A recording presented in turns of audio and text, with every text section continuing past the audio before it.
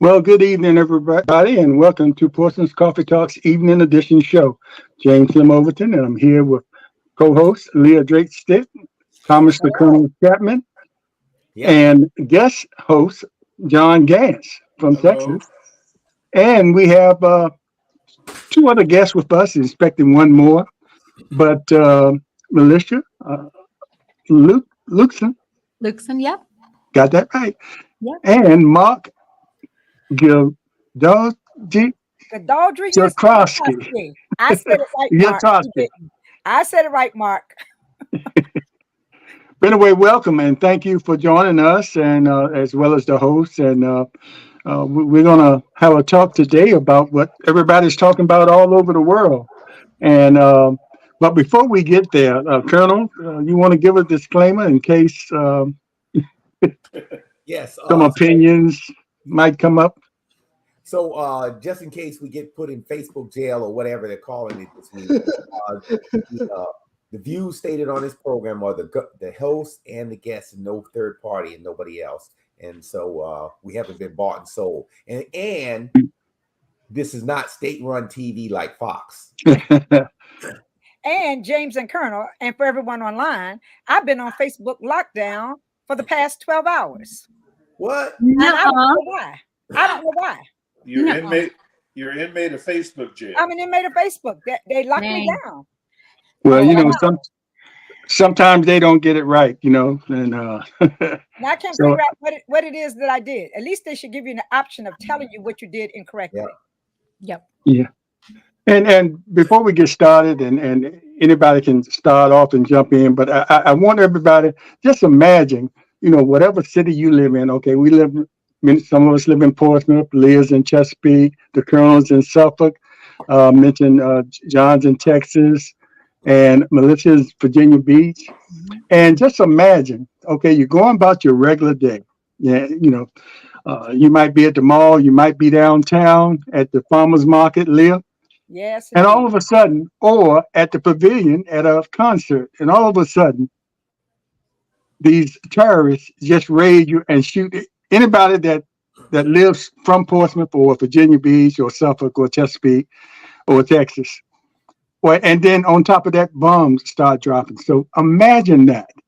And we're talking about an area of the country, of the world, this has been going on since the 1940s. But this is probably what the reports are, even though we've seen it all over these years. But this is probably one of the worst as far as so many civilians and the surprise it was. You know, I think some of the other times they were sort of semi-expecting things because of the climate, you know, the warlike climate. But this just caught everybody off guard. So with that being said, and us putting ourselves in that position just for a little bit, and imagine how that could be. Who wants to start off the conversation about this Israel-Hamas war? We can call it war. I guess I'll start. Go ahead, Colonel. Yes. Okay. It's very tragic. This is the most tragic thing that has happened to the world. It is Israel's 9/11 in equivalence. But if you look at the causes of it, it is easy to try to draw a straight line to this, because some of it you can look at during the last administration, what was the Trump regime, they started out to try to get before the election, which they signed it in late 20, just before the election, tried to get a historical foreign policy win. So they signed this worthless Abraham Accords, was only between Israel, United States, and I believe UAA. Didn't involve anybody, Palestinians or nobody else, Jordan or nobody, Saudi Arabia, nobody else. In those accords, they also started backdooring paying Hamas for what they call peace. So if you wonder where money came from, it was blood money from the United States. It's all documented. So fast forward, you see Netanyahu, the prime minister, also weakened the country by trying to change the judicial system because one, he did multiple indictments that he was fighting. So I'm going to change the judicial system. So it sounds familiar that, you know, how things are going, you know, if you draw a straight line of what Brother Trump is trying to do or tried to do and what Netanyahu, and so he took off the eyes off the ball. He was also fired a lot of his generals and put in political appointees that were less than qualified than a lot of the folks that Trump had run in these major organizations. So then you wonder why this happened. So could that happen here? That is the question. Yeah, and before we go further, let me introduce the last panel member or guest here. His name is Louis Bracy, and he happens to be a classmate of mine, 1972, IC Norcom, as well as neighborhood guy, grew up in Truxton. And most people that grew up in Truxton knew of his dad as Candyman. Yep. But Louis, welcome, Louis. Thanks for joining us. And thanks for taking us on that little short journey you took us on there. Yes. So I asked the question, could that happen here? And if you look at the history of the United States, we've had many attacks, you know, like a gunman shows up at the theater and wipes it out, or a gunman shows up at a school and takes out a bunch of kids, this and that. Because per capita, the United States has more guns than in any country in the world. So I'll say that first. And then if you couple that with the rise of white nationalists and extremists on the right and the MAGA crowd, and I put them all in the same boat, and the dotted line to terrorists, then you have the leading presidential candidate for the Confederate Party that is espousing violence across the nation. What is happening to our country? I ask you that. What say you, each one of you? And I'll start off with Mark, since you're off to the top right. Well,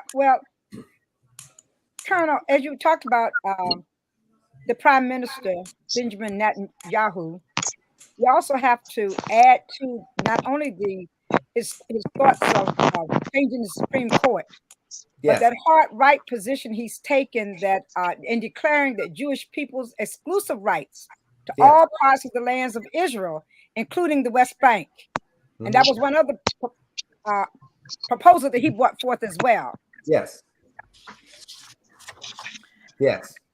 So definitely it can happen. It can happen here. Yes. We saw it happen at the nation's capital.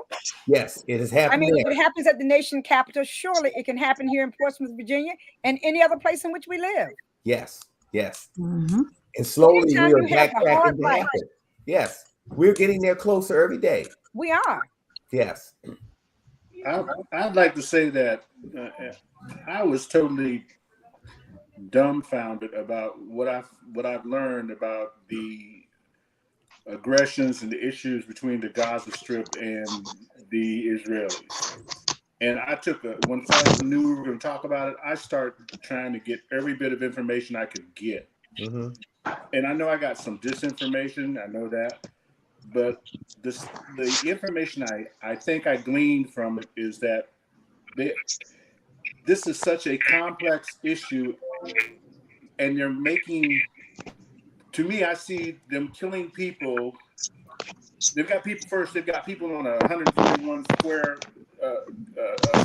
square mile grid square, and they're bombing them, and they can't get out. You can't go anywhere. Excuse me, Mr. Now- Bracey need to mute himself until he gets settled because I can't hear. I can hear him moving, Oh, okay. but I can't hear John. We good? Lewis, can you hear us? Mr. Bracey?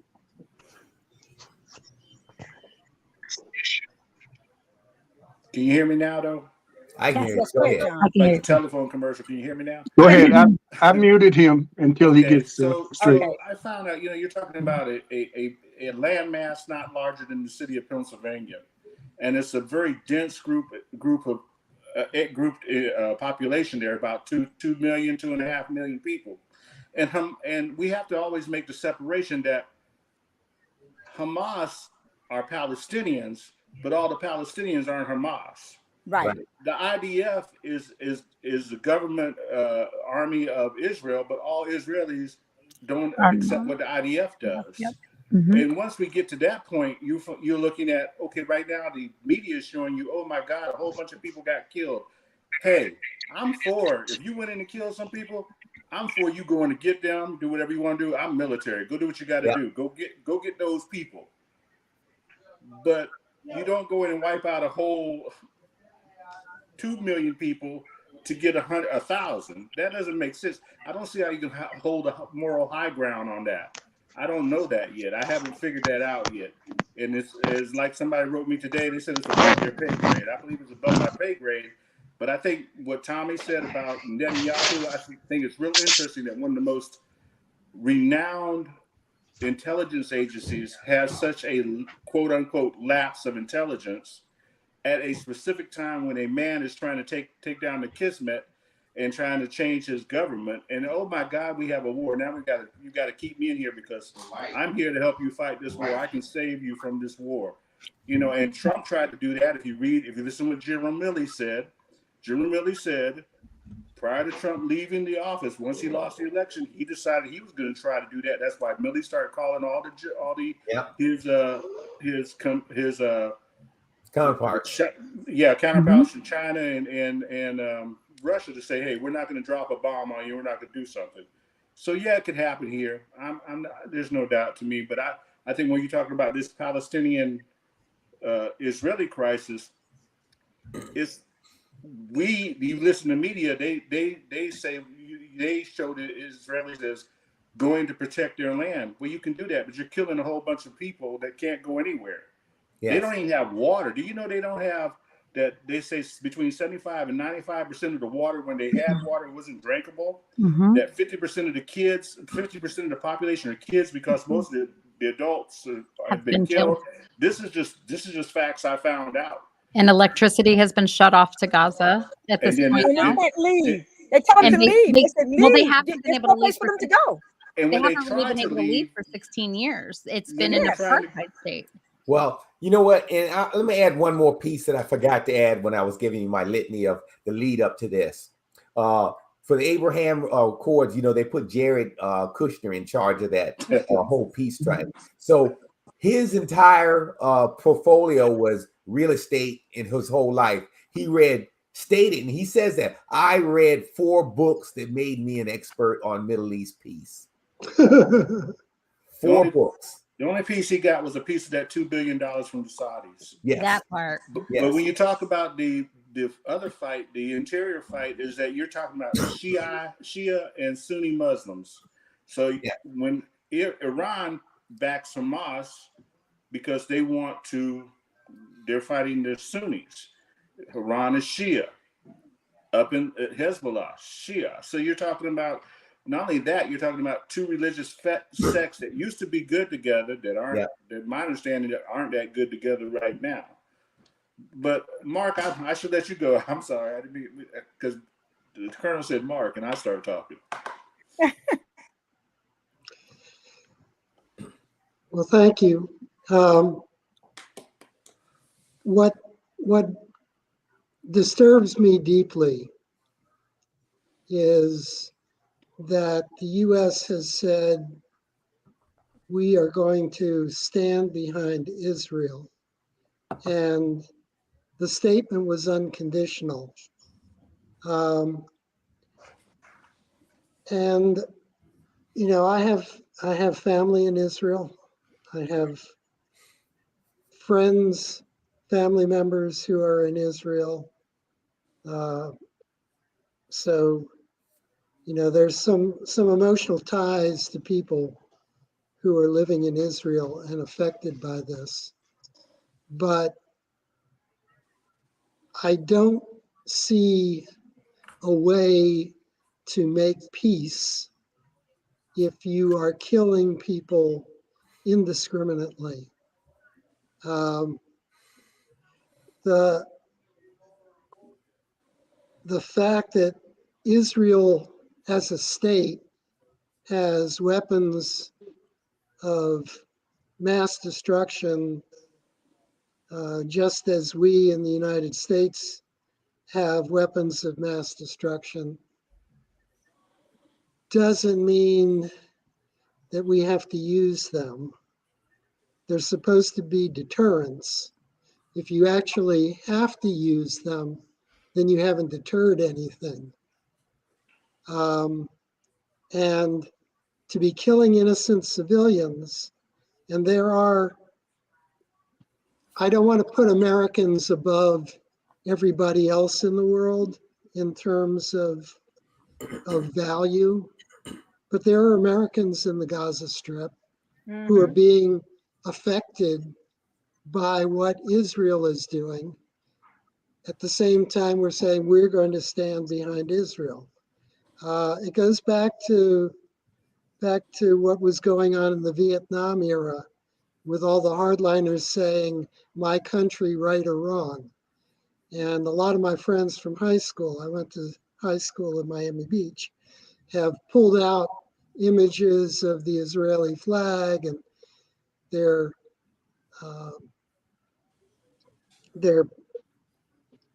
pictures, their Facebook, you know, mastheads now are showing "I stand with Israel." You just can't write a nation state a blank check. So That's what the U.S. has been doing. let me leave it there for the time being and let others get into the conversation. What do you think about being called an anti-Semite? Because if people were listening to this conversation and they heard us talking, they would say we're anti-Semitic, which is not the issue at all. We're just arguing a point. But that seems to be the word that they'll use as soon as you say something bad about Israel. You're anti-Semite. So I have to say, as somebody with family and friends in Israel, you know, you can call me anything you want to, but that doesn't make it true. I'm a person who believes in peace. I'm a person who almost went the conscientious objector route during the Vietnam War, but I couldn't quite get there because I also believe that there comes a time when you have to take up arms or you will be laid out. So as somebody who believes in fighting defensively, I couldn't go there, but there are so many wars that have been fought in the history of the world that really have nothing to do with keeping the peace. You're correct.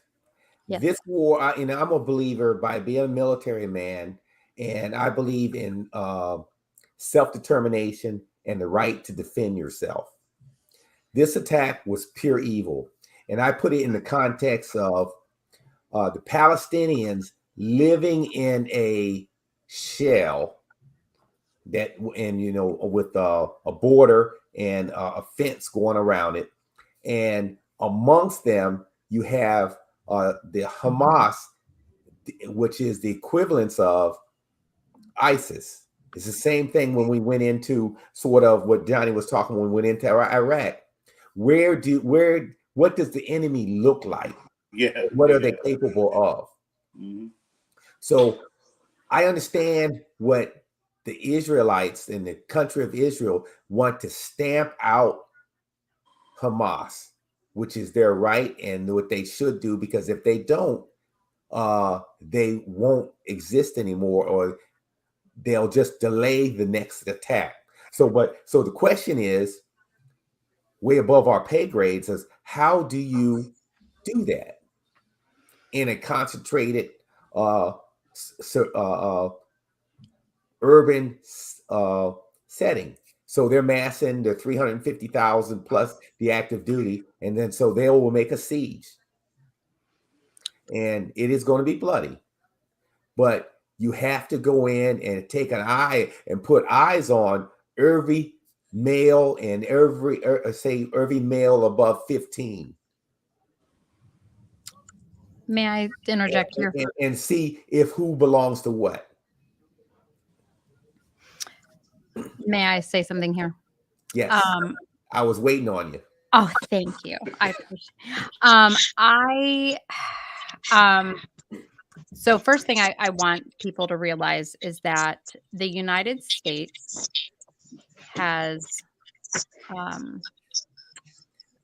vetoed 40 times in defense of Israel's in their violation of international laws. There has been a history of IDF violating international laws.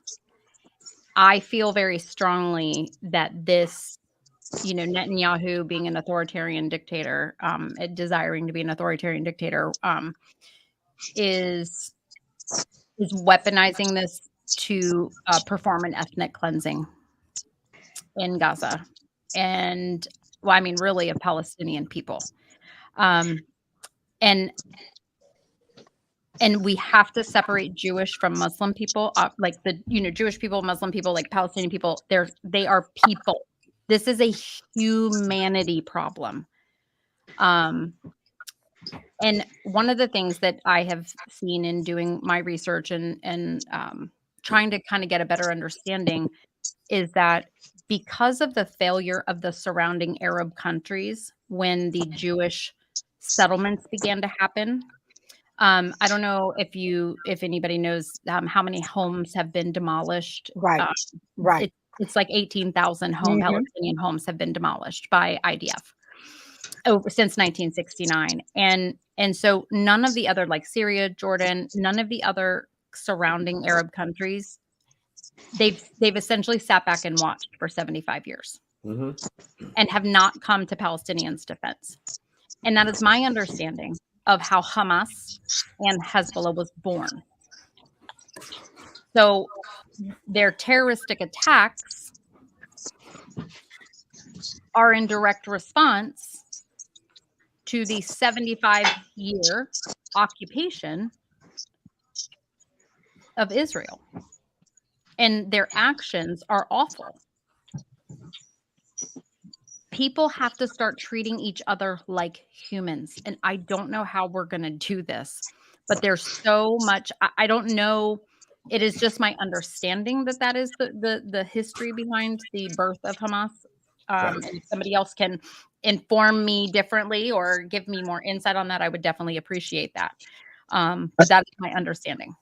I think, didn't they start out as an arm of the PLO, and they were the more radical wing of that PLO? The PLO, though, the thing with the PLO is, yes, the PLO was very corrupt because they had no power, weren't given any power. And essentially, while there was immense poverty, and people will tell you in the Gaza Strip, it's like hell on earth. It is.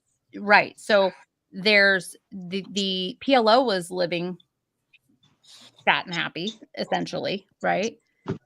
While everybody else was dying and in poverty. And so, yes, they were a faction, but I look at it as an extremist faction of a political party that came out because there was no power in the political party of the PLO. They weren't being funded by outside, like Iran funds Hamas. Right. And you think about to make a concept. Think about the Native American on a reservation. They've put the Palestinians on a reservation, but the Native Americans can at least leave the reservation. Exactly. These people can't leave the reservation. There's nowhere they can go. And if they leave, one of the articles I read, a young lady said her mother lived in Israel, like 4 miles or 5 miles from Gaza Strip, and it took her 4 hours to get through the checkpoint to go see her mama on a good day. Yeah. And then you have in that reservation, they're telling you how much water you can get. They can tell you how much electricity you can get. They can tell you how much fuel you can get to cook or heat or whatever you're going to do with. And that's coming from the master in Israel. The people in Palestine have nothing. This is like a 70% poverty rate. People living in poverty, and then you're blowing their home up. And I must say this and leave and be quiet. I heard today that the Israelis shoot a missile over to the house to knock on the door of the house. That's what I call it. But they let you know that house is going to be destroyed in a few minutes. You need to get your butt up and get out. Then think about that. The terror of these children. Seem to be always people of color. I bet you they wouldn't shoot a house in the middle of Belgium to say, boom, hey, we can tear your house down. I'm just calling it like it is. That's how I see it. People of color seem to get really screwed. Yes. Yeah. Let me bring in Lewis again. Lewis, can you hear me? Yes, can y'all hear me? Yeah, we can hear you. And I introduced you before. I don't know if you could hear it then, as a classmate from 72 Narcom and residents of Truxton community. And I don't know how much of the conversation you've heard, but if you'd like to chime in. And before you chime in, I just got a news break. Scalise is the Speaker of the House. He's the Speaker? Oh my God. When did they have to vote? Oh. Yeah, it just came up on a news break here that he wins the Speaker of the House. But did they install him or did they vote? I just saw that headline. I would have to go. While you're talking, I'll check something else out. We need a rule that if the speakership is vacant for X amount of days, that the president installs one. Yeah. Well, go ahead, Lewis, if you want to contribute. First thing, I'd like to apologize to your guests. I'm not the most technical person in this house. My wife is, and I had my computer ready and everything, but it kept sending me the yard sales and stuff like that. So I have my PC here, and so I had to go on my cell phone, which is an old cell phone, because I'm one of those honorary people who refuse to get a smartphone. So by some miracle, it's here. But because of my wife, I wouldn't be at this point because, like I say, she's the smartest one in this house. But the sound went out, and I got my PC right here, and it's new. Okay. Anyway, thank you very much for inviting me to the program. I want to say ahead of time that your guests are very, very knowledgeable. Locally, I do about catching lies, and I haven't caught a lie from anyone on this show. So we have a very intelligent audience here. You have an audience that have obviously studied the history. What I wanted to say first is about Scalise. And what I do here in Maryland is I've been trying to get all these seditious insurrectionists put on Article 3 of the 14th Amendment, because Scalise, nor Jordan, nor McCartney, nor that crazy woman, MTG, none of them should even be in Congress if the people push Article 3 of the 14th Amendment. Now that's a whole nother subject that we can talk about later, but since you brought it up, he's not worthy, Scalise is not worthy of being there because he has not confirmed the fact that Biden is even president of the United States. And neither one of them have. But let's get back on the subject, because this subject is very important, and I'm glad that you have intelligent people on the show, because you would not believe how many people that I run into who don't know a damn thing about what's going on, and they just go over by what people tell them. Yes. And so your guests are up up on every single issue. I want to just hear it, if you wouldn't mind, from an intelligence issue. Because if you know, I worked at NSA for 28 years. And I learned a lot. By the way, Lewis is Colonel, and John, he's a Army veteran, right, Lewis? That's correct. Okay. I was in the Army intelligence first, then I migrated over. And y'all know what NSA is, and y'all know what NSA does. But I'm telling you right now, I'm not one of those people who follow the doctrine. Over to tell you, I was never a conformist. No. I would tell you this, is that keep your ear with what we call people the third eye. Watch with the third eye. Because there's something, what we call something is fishy in Denmark, or something smells in Denmark, because if you know about the intelligence of the Israeli military, they have the best in the world. Their intelligence is better than ours. And that's not even a question. They have the best intelligence on this planet. And because they're ruthless. They are ruthless. And I'm not saying that in a bad way. I'm saying that in the fact that they're just ruthless. And their intelligence is so good and so accurate that you can almost you can fry an egg to a minute with it. So the question is, how did this intelligence fall all of a sudden? And I'm telling you now, keep listening, read the second line, the third line, and then put a fourth line in there yourself, because something is missing in this pudding. Everything that we have seen, those places are monitored. They can hear a cricket walk. The Iron Dome is supposed to catch everything that comes through Israel. Yes, they can hear a cricket walk. Yes. And they know when they're building tunnels, because every time they build a tunnel, they blow them up. So I'm not saying this is what happened, but if you know anything about Pearl Harbor, you would know that we knew Pearl Harbor was coming before it happened, okay? Just like everything else in intelligence, some people miss the message. Sometimes they miss the message on purpose. I'm not saying that Netanyahu did it, but if you hear 10 years from now that he planned it on purpose just so he can get up the ire of the Israeli people, remember you heard this here first, okay? Because it just doesn't make sense. These people, the Israeli government and their intelligence apparatus, and I just really hate to keep repeating myself. It's just the best. Simply, it's the best in the world because they're ruthless in how they get about and how they pursue their information. So it does not make sense. If I know Louis Bracey, sitting here in Maryland, know that they have glider training. They are training these people. They started training them 2 years ago. Now, if I know it's sitting here, are you telling me that the best security on this planet didn't know that they was planning this? If something's not right about that.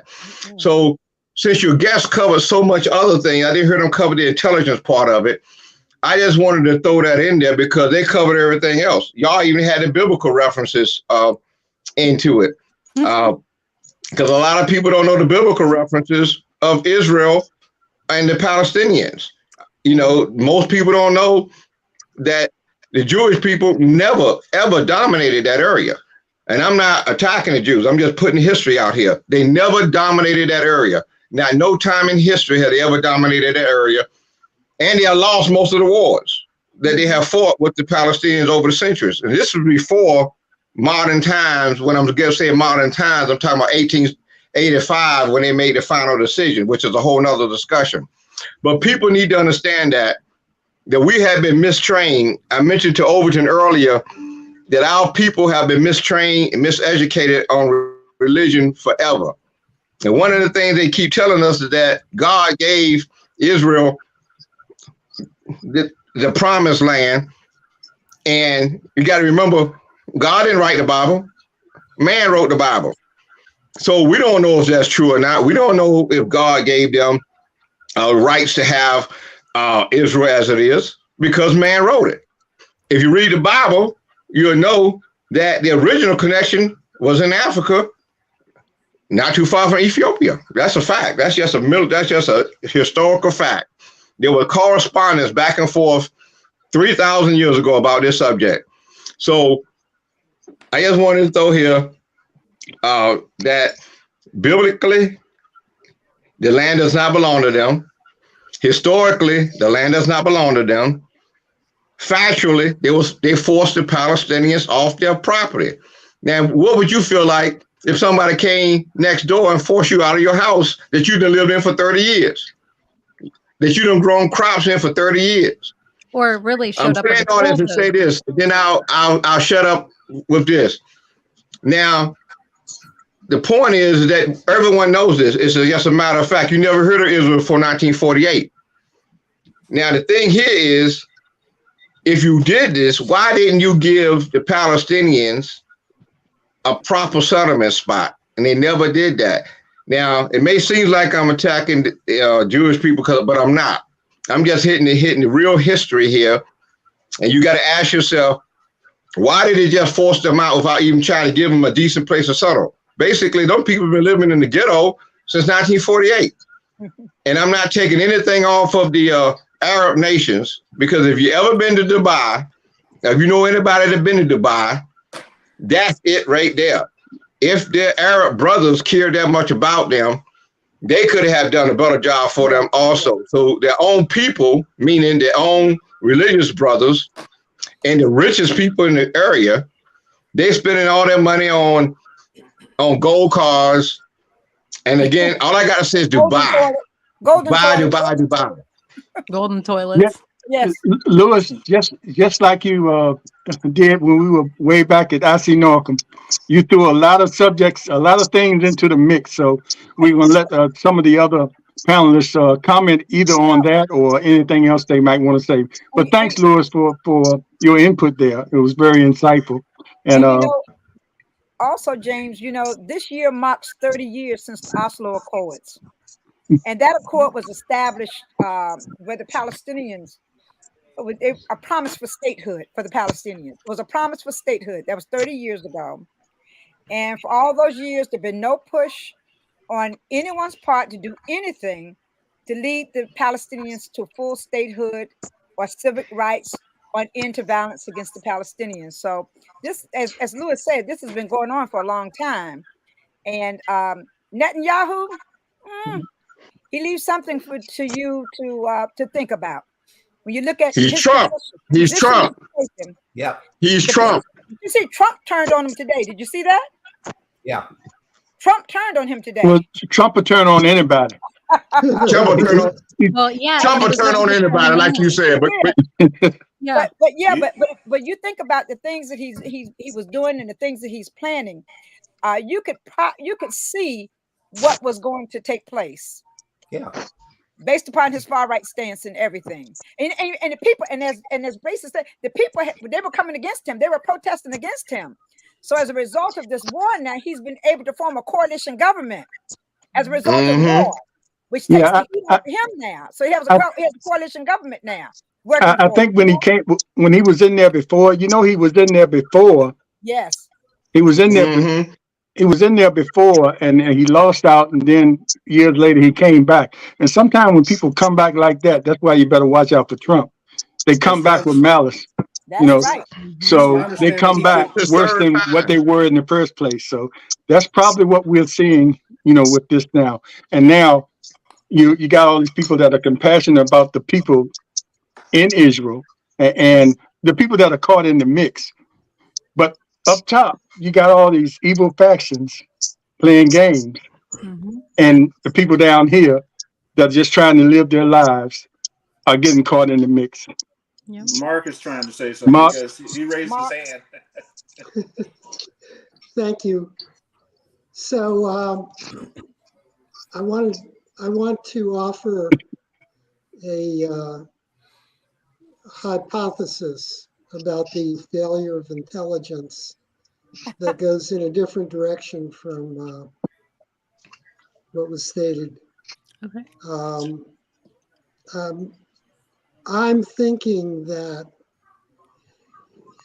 the failure of intelligence probably wasn't the technology part of it, because Israel has really developed a lot of high-tech tools for monitoring and watching. Yeah. But it's the human intelligence aspect of it. To get the benefit of human intelligence, you have to have your people on the inside That's right. of the organization you're trying to surveil. Yep. The FBI did that with the civil rights movement Exactly. and the anti-war movement. Mm-hmm. They planted people Mm-hmm. who brought back inside information. FBI killed Fred Hampton. Yes. Ooh. And I'm thinking that the discipline in the Hamas organization is so tight that Israel wasn't able to buy its way in or sneak in. Mm-hmm.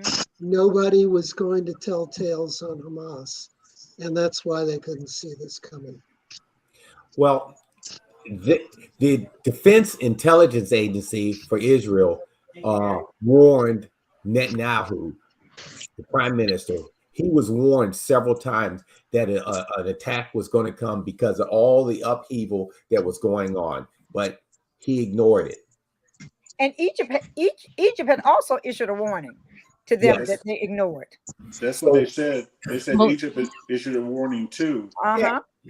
And that's why I'm saying that it Let me- is. It can I is. throw Well, I was just saying that that's where this ethnic cleansing comes in, because then you hear they're just going to rain down the fire Right. on Gaza indiscriminately when they know 50% of that population are children.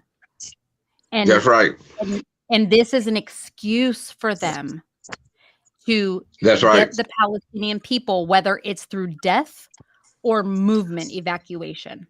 I mean, there That's were right. 700,000 refugees that they still never had replaced. Like, they were placed went from one refugee camp to another refugee camp. I mean, historically, Mhm. that is what they've done. Go ahead, Louis.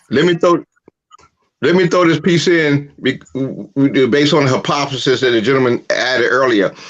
He's 100% correct dealing with the ground intelligence. Okay. But what a lot of people don't know is in Gaza, all along the thing, Israel have paid spies Yes. all along the route. That's why they know everything that's going on. It could be a shopkeeper. It could be a librarian. It could be anything like that. And then, like I said earlier, they have the intelligence network where they have listening devices everywhere. When I say everywhere, I do mean everywhere. So not only do they have the best human intelligence, because they have people who stay embedded and don't show their heads for years until they need them to do, but they're always there when they need them. And if anybody know anything about how deep the situations go in that part of the country, you know, they have blood feuds that go on for 200, 300, 400 years. Now, can you imagine what a blood feud would be like now? With people's a baby's heads being cut off. Do you think those parents are going to ever forget that? Do you think they are? They know. That's how they operate there. So what I'm saying is that their intelligence is so good. It was not missed. I don't believe it was missed. I think we're going to find out that BB uses, as like I say, as a Pearl Harbor situation, so that what the young lady just said there, so they can annihilate once and for all their threat. And you don't have to guess it; they've said it. Yeah. But what I want the audience to understand is that the opposite side feel the same way. Hezbollah felt the same way. The PLO at one point with Yasser Arafat felt the same way. So it's not those people that really, really hate each other. And if you've been in that area, you can do that 10 minutes and you can feel the hate. Yeah. I'm surprised that really that they haven't gotten to this point much sooner. I mean, they have always came to the edge, but with Netanyahu, and I'm gonna shut up after I say this. I want y'all to remember something about Netanyahu and Donald Trump. Donald Trump put in 4 generals in the Pentagon in the last 6 months of his disgusting occupation. Netanyahu, if you listen to the news this morning, Netanyahu put in a person that was the equivalent to the Proud Boy that had his intelligence operation. Yeah. That was in the news today. And the person who slammed him the most was a person named Friedman, Thomas Friedman. You can look him up. He attacked him the most because he said basically Netanyahu, just like Trump did, surrounding himself with yes men and idiots to run things so that he can do what he wants to do. And you know, someone said earlier about the judicial situation. He wants to suspend the judiciary. He wants to suspend parliament. And then he wants to use the ultra-Orthodox Jews to get rid of this Hamas/Palestinian problem forever. And then I'm shutting up now. Let me just make a correction. That's why headlines are so powerful. The headline that I quoted to you, it was that he had won the nomination. So the vote hadn't taken place yet. So yeah, I hadn't seen it. I was looking for. He won the nomination from the party, not from the body. Just the nomination from the party. The nomination from the party. The vote hadn't taken place yet, so he still might lose. So yes, my bad. I just read the headlines and that's why they do that, so they can sucker us in. But let me ask this question so you all can participate in this. When you come back to the United States, you know, eventually, and we see what's going on with the Republican Party and Speaker of the House and all that. Eventually, how much do you think they're going to use this as a political pawn? You know, because they're already spreading misinformation about certain things that's happening over there. So they've already started. But, you know, I guess, Colonel, you kind of hit on that in your opening remarks about how the things are going to go. But how far you think they're going to go with this? I mean, before the people even know what situation they're in or how far this thing is going to go with them, they're already starting to use it. You know, go as far as they can, as far as the American people let them go. Yeah. Because the American people right now, you're listening to them. They're saying we are staying with Israel, and I always wondered, what did Israel do? You know, what did they bring to the floor other than religion? That's what I started asking a couple years ago when I was like, okay, wait a minute. This is how I started learning about the conflict over there, was because I'm like, I need to understand, and it's a very uncomfortable thing to talk about. Right? Yeah, people stay away from that because of the religion. Correct. And I have many Jewish friends. I have Muslim friends. But it's uncomfortable to say. So why exactly has the United States sent $108 billion since 1949 to Israel? Why does the United States send U.S. aid in the dollar amount of $10,773 per person for Israel alone versus $59 per person for Africa, the Caribbean, and Latin America? The exact amount of funding from the U.S. aid was given, thank you, was 62.5 million. And when you look at population, right, that is, you want to talk about a disparity. I mean, the United States does everything in disparity. I mean, clearly in America, right? Everything is in disparity. Smart woman. Is, right? You have a smart woman on your show. Very smart. I've just done my homework. I've had to do my homework, and I have I'm neurospicy is what I like to call it. So I keep a lot of sometimes useless, sometimes valuable information in my head. Yeah, it's valuable, and you are 100% correct on everything you said. Well, you know what? I'll add one thing quickly. When you talk about what will the Confederate Party and how far they will go to spread disinformation, and disinformation, and might as well say lies, or go hand in hand with the Confederate Party. Now they jumped on, especially the people running for president. Well, I mean, running for vice president with Trump, trying to get the second seat.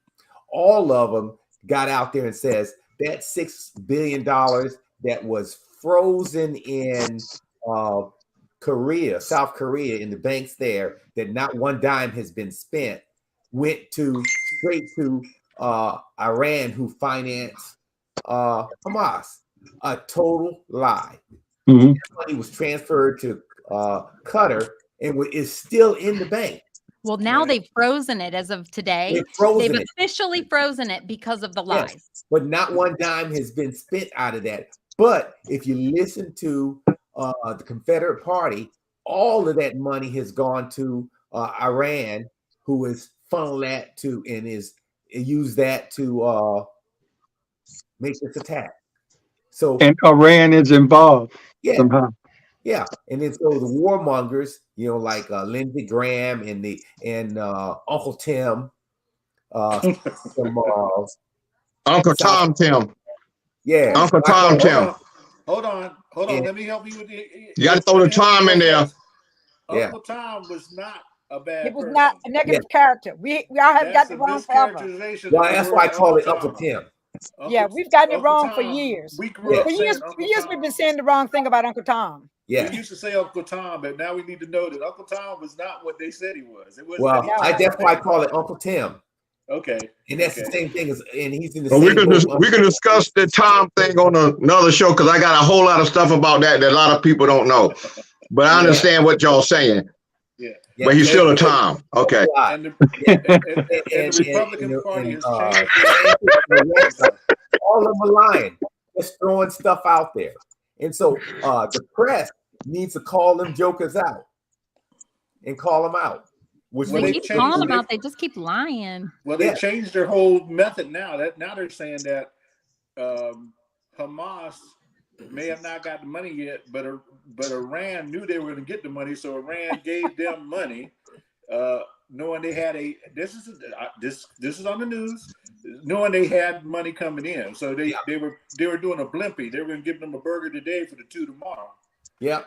The mental gymnastics that and you're going to hear it over and over and over again on Fox. Yep. I did see a terrible meme today, you guys. It was accurate, but I couldn't share it. But it was like two lobsters, and it was like, it said, like Israeli children and Palestinian children, but then it had people around it because there was like lobster fighting or whatever. And it was like Raytheon and Booz Allen and all of like that. They're standing around just waiting for this because of the money that our war machine makes. And it's just disgusting. I'm so upset. And it's really triggering for me to see all these right wing, even MAGA people. Because even the MAGA people haven't quite jumped on the Trump train situation with Bibi. Like they're not mad quite yet. They're going to get there. It's going to take them like 48 hours for the dumb to set in from what Trump said. You know what I mean? Oh, they let that go. You get real. They just let that fall. They just say just something that Trump said. So he can say whatever he wants. Right. And so then it just is infuriating though that I'm like, you're standing for an authoritarian dictator in Israel. Like this, make it make sense. And it just doesn't. Well, they dehumanized the Palestinians. And because they're brown people. Once you can dehumanize a group of people or anybody, it's easy to kill them because they're not human. They don't even deserve to live. They don't have a right to live. I mean, it's like when we as a black man get out there and get shot, and Slim and Thomas, I put out on my Facebook page, if I get shot, I can guarantee you I didn't do anything to get shot. Don't go back and see if I smoked dope when I was 17 or if I got in trouble when I was 19, because that was the reason I should have got shot at 67. It doesn't make sense. And the same thing is happening overseas. You could dehumanize those people. Now they're showing you buildings. They'll show you buildings in Palestine. They'll show you people dead in Israel. Well, I I like to piggyback on what you were saying, because who do they dehumanize in this country to do what they wanted to do with us? You know The who they Catholic Church. Yes. The Catholic Church gave Europeans and Americans carte blanche to treat us as though we was animals. That's a fact. All you gotta do is look at what the Catholic doctrine was in regards to anyone who wasn't Catholic that they came upon. That's how we were treated, no less than livestock for a long time. So when you dehumanize a person and you consider that person just barely above an animal, then you can do anything you want with them. Now, if you know anything about, we all know about the history of this country and what they did to our people. I mean, if you ever read the slave narratives that anybody can find at the Smithsonian Institute, the stories about what they did to our people are beyond humiliating, that some things you have never even read, some things you have read, some things you can just imagine. I always tell people that if you go and read it yourself in their own words, I mean, these are the words that the white people themselves, the Southerners wrote. I ain't talking about what the Northerners wrote. This is what the Southerners wrote, what they did to us. And then when you read those things, you could never, ever, ever, ever understand a person like a Tim Scott, a Paris Denard, a Candace Owens, any of these sellout Toms, Sambos, or whatever you want to call them. Understand what they did to you as a people. They dehumanize you. They put you on the level of an animal. Now listen to how you heard these people talk about the Palestinians now. Now, you got to separate the Palestinian people from Hamas. Exactly. And I do that. You got to separate them from Hezbollah even. I do that. Now, but the point is for Israel to do what they want to do, and Bibi, because he is a conservative, he's worse than a Trump, really, because he can get away with it there. It'd be harder for Trump to get away with it here, but he can get away with it there, being a person who decides to say, we need to get rid of these people now. We need to turn the country into a parking lot. And if you watch all the news you've seen today, that's exactly what they want to do. But I don't want nobody to leave this show thinking that I don't understand both sides of the story, because I absolutely 100% do. I know the Jewish side of the story. I've been in many, many Jewish organizations over the last 40 years. I have a lot of respect for the Jewish people. Same thing with the Palestinians. I've spent a lot of time with some of them people also. I know what the issue is. But they never, ever treated the people fairly. And until they do, this situation will never, ever, ever be solved. Never. I mean, this They country just got can't to even accept certain acknowledge, things. right? This country can't even acknowledge what it did to Black people. And so, and then here we have, that's kind of,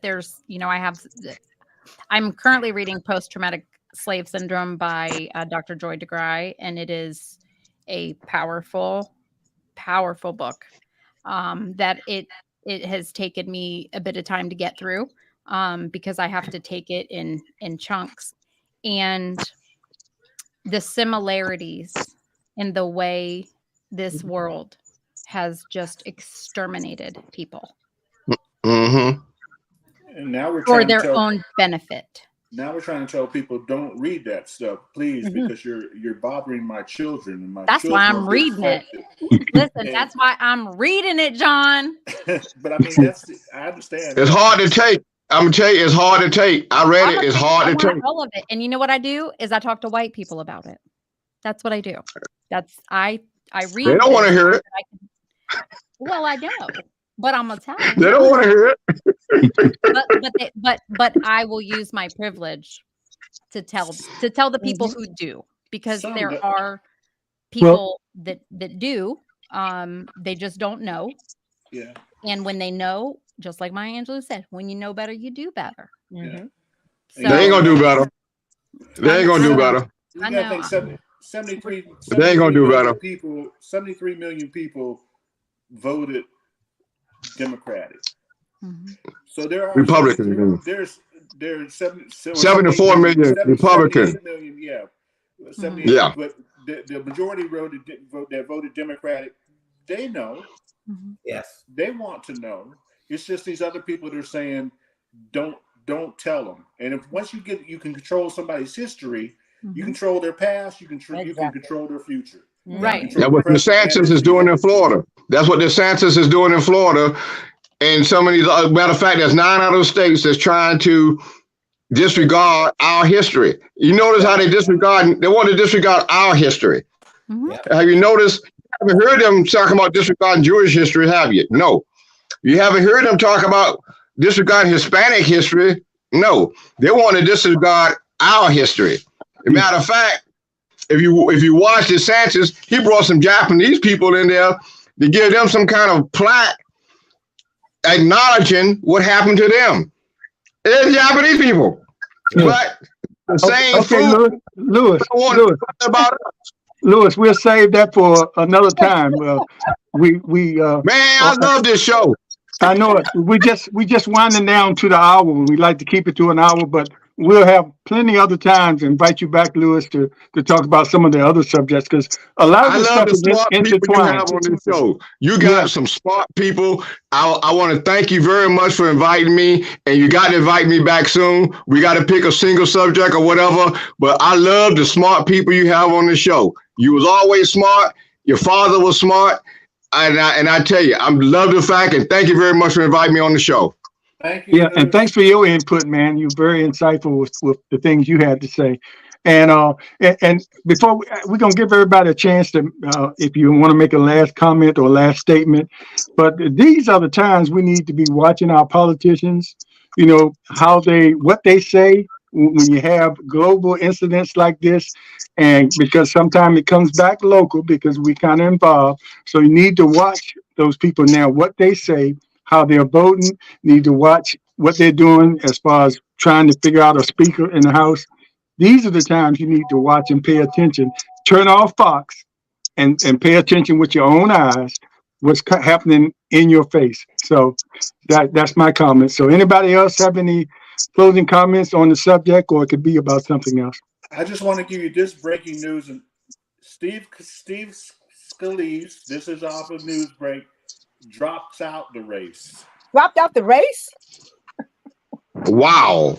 I guess he didn't want to go. He didn't want to go 15 rounds like McCarthy. Well, actually, it's wow. true. I heard earlier that as he made the calls today, more people, the people that are against him were rising. The numbers were rising. Yes. And actually, it's a good thing because, one, if you look at his history, he voted against the Violence Against Women's Act. He voted for the tax cuts and job act. Exactly. Voted against Obamacare. Been working to get rid of that forever. And he is now he's trying to disavow it, but he is, as he quotes, he's saying, "I am just like David Duke." But then again, Colonel, didn't he get shot and still would not want to vote for At the softball game. guns? That's right. Yeah, on the congressional baseball game. He got shot, by somebody, some crazy person, and he still did not want to vote for gun sensible legislation. But getting Jordan is not going to be any better. A friend of mine saved his life. It would have changed my mind. And I went to Iraq with him. He was he's a podiatrist, and he is now turned into a right-wing coup. Propaganda. Well, yes. So let me say this, James. Let me say this, James. Mark is saying something. Mark Petrosky. Mark. So Brother James and my friend Leah and my buddy, the Colonel, thank you for allowing me to share this space with y'all and with the other panelists. It's always good to be a participant in an intelligent conversation. And in contemporary America, they're becoming harder and harder to find. Exactly. Exactly. Yeah, and thank you, Mark. And Thank we you, want to Mark. bring you back, Mark, because especially when we talk about local politics, because you're at every council meeting and not just sitting there, you give your 2 cents. And it always makes sense, whether they listen to you or not. You still go up there and let them know. And every comment you make, you can tell it's from research you've done or you have studied the issue before you got there. And we appreciate you all these years. I guess it's been over 20 or 30 years you've been going down there doing the same thing. Am I correct? Yes, sir. But that's the definition of insanity, right? Doing Mark, doing the don't tell same me thing, that.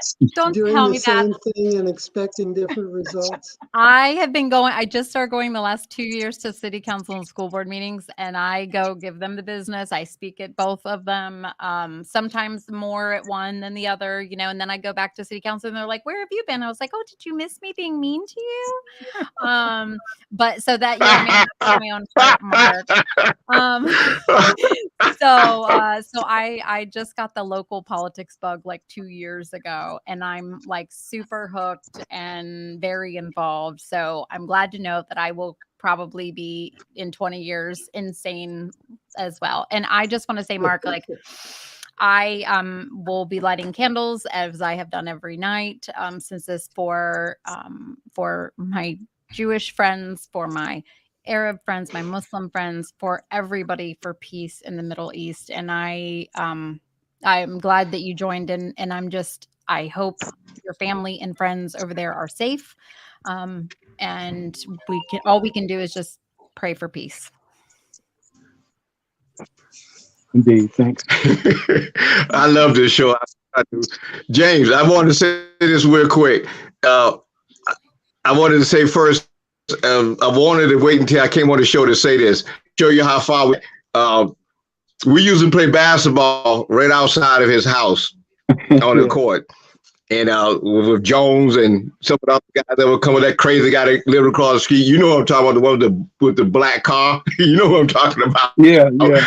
But That's how far we go back. But I want you, and I want you to remember this, and I think you may remember this, and I've been holding this and holding this and holding this moment. Oh Lord. Your father was one of the first, amongst the first people who made me start reading and looking at things deeper. When he told me, he picked us up from a football game one time. I was sitting in the middle seat.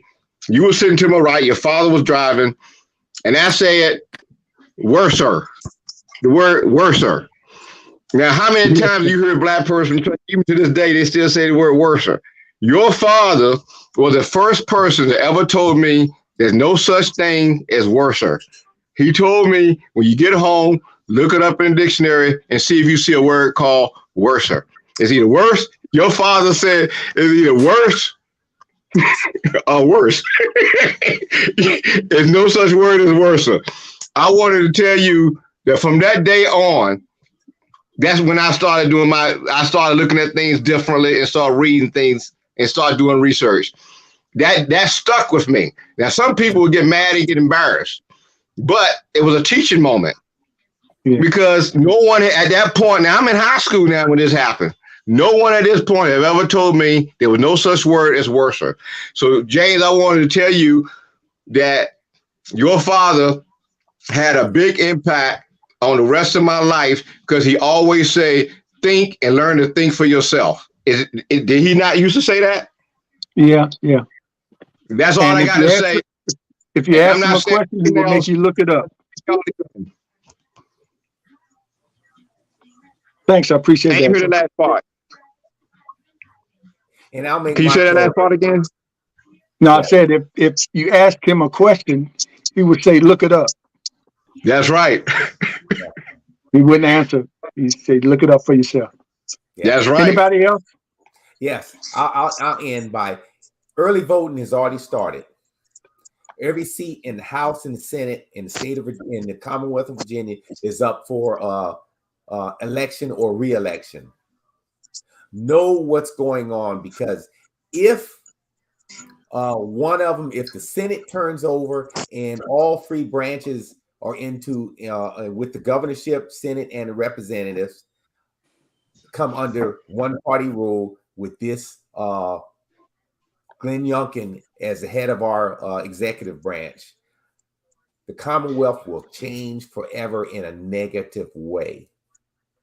It will change for a negative way. Look at commercials that are out there. None of them talk about women's. None of the other side, meaning the Confederates, talk about women's right. They will always say, "I'm for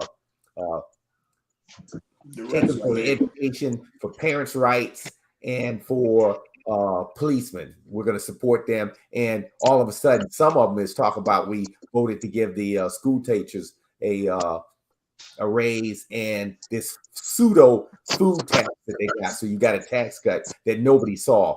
I don't know how many. Did everybody get their $10 worth last year of the school tax? I mean, the food tax.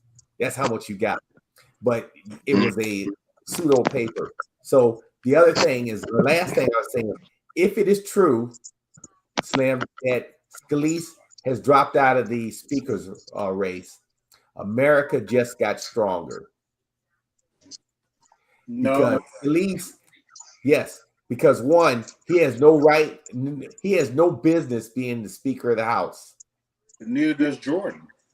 Oh, I hope it's not Jordan. I think Scalise would get it over Jordan.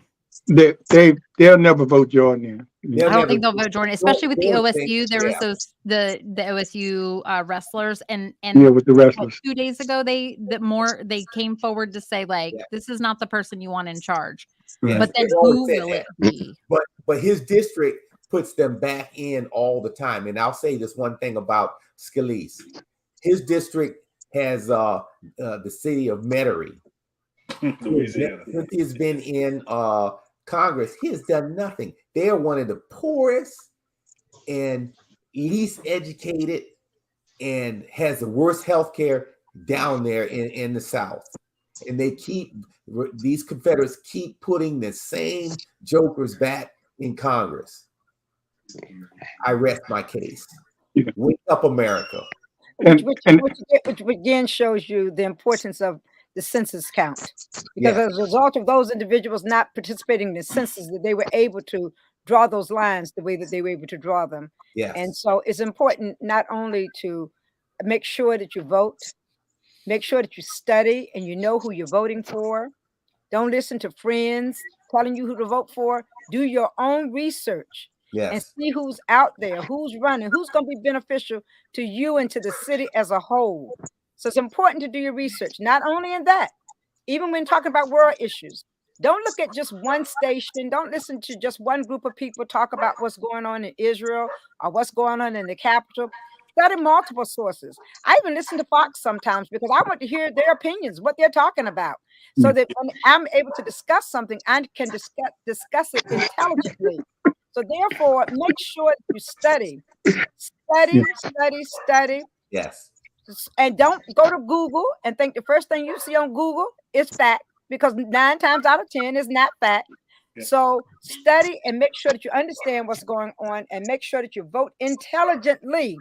But most of all, make sure that you vote. Yes. Get your family members, get your neighbors and your friends to the polling places and vote, because your vote will make a difference.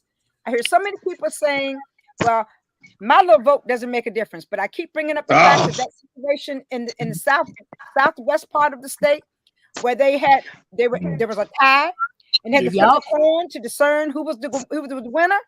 We don't want any elections like that. They put the names in the hat and picked. Exactly. Yeah. So you need to vote, people. Your vote is very important. Too many people died. Too many people suffered for you to have the right to vote. And for you to sit back and say it's not important, believe me, your ancestors are turning over in their grave because they paid the ultimate price for you. Amen. Amen. Amen. I have to say this. Last Thursday, we had the show. I think Melissa was on there and Conrad and the hosts. And Melissa brought up the issue about the purging of voters. Yeah. And I don't think we had heard that yet. But Right. since that, and that's why you need to listen to Portsmouth Coffee Talk, because now it's a national story. Don Scott was on Roland Martin, and that's being challenged legally now. And Right. the story has gone national, but you heard it first here on Portsmouth Coffee Talk. And Bobby Scott. I Bobby hope Scott. it's it can be And what? done in time for those people to be able to Yeah. vote. I don't know, it might be tight, but either way, you need to get those people back on the road. It started out with a few people, and now it's bloomed to they're in the thousands, right? Yes. And Bobby Scott is looking. He has asked for the Congress to look into what happened with the voting here, the purging of the names here as well. They tried to say at first it was just like 700 and some people, but Mhm. that was coming from the governor's office. It's thousands. Yeah. That's what I said earlier. If they get all three branches, we are in trouble in this state. We are in trouble. You might as well move to St. Kitts.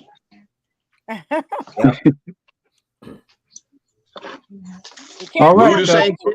We can't run. We got to keep fighting. Yep. That's right. Always keep fighting. Come back and fight. We can go there and have a break and then come back and fight some more. And before we go, everybody knows this is the I.C. Malcolm Leaning Show. Although we do open it up for people from Churchland, people from Western Branch, people from wherever you went, Melissa, and let's As see long who as else. not for Booker T. Yeah, No. the rest of them As are long as not Greyhounds. for Booker T. We can't have Booker T people here. I mean, listen, Leah, I didn't officially graduate from high school, so I guess I got my GED my senior year because I was, pregnant. And so you could be an associate Greyhound then. that's what I'm saying. Like I Well, can we're just ready for you to join, Melissa. We're ready for you to join. let me okay? join. You Yeah. as well, Mark. Mark as well. But Mark as well. Leah, you have any information on the upcoming I think it's next weekend, the homecoming? Next weekend, the 21st.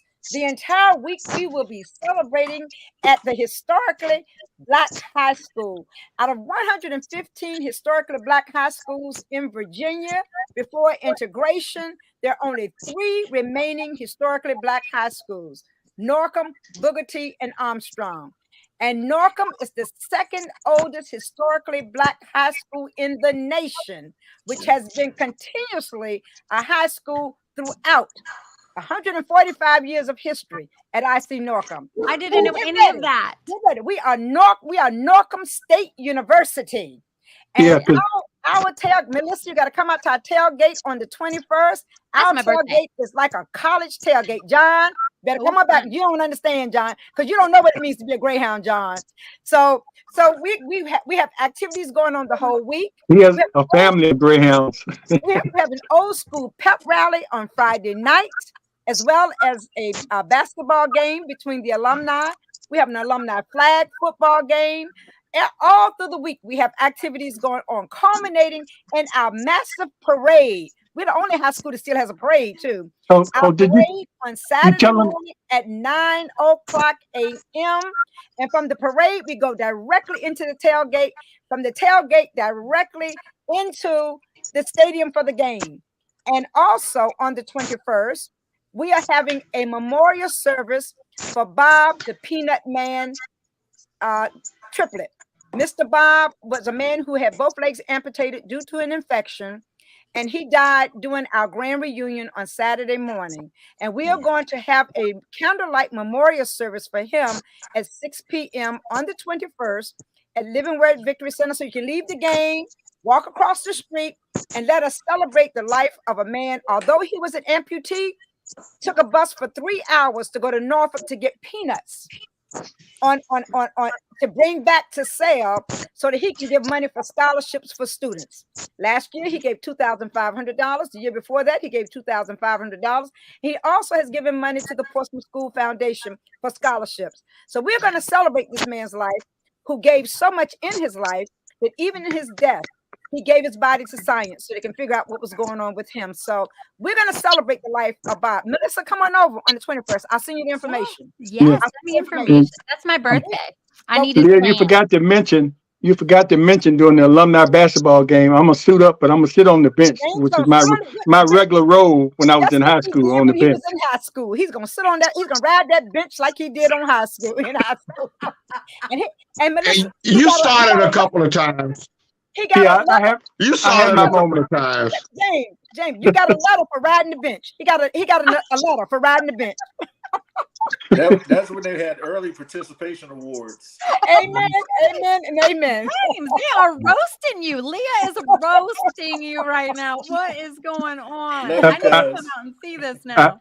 It doesn't bother me. I'm the only one on this page that wore the uniform. So Oh, I'm the only one that can say that. you're right, James. You are right. You did wear the I uniform. played You did football. wear the uniform. Now, Lewis did play football, so he can say I it sat too. on He the wore the bench when I uniform. played football. I made the team. We had two bench sitters. Two bench sitters here. That's I why sat we on good the bench friends. when I wore the uniform. All right, thanks, Leah. I just wanted to get that in for people that you don't want to miss that weekend. It's a real good weekend, and there's still an opportunity to raise funds for the scholarship. So, all right, thanks everybody. We appreciate you. All If there's right. no more comments, we just want to say thank you again, and keep watching Portsmouth Coffee Talk. And always remember, be aware, be informed, and most of all, be involved. Get out there and vote. Take care. Thank you, Right. guys. Thank you. Good night. All right. Good Good night. night.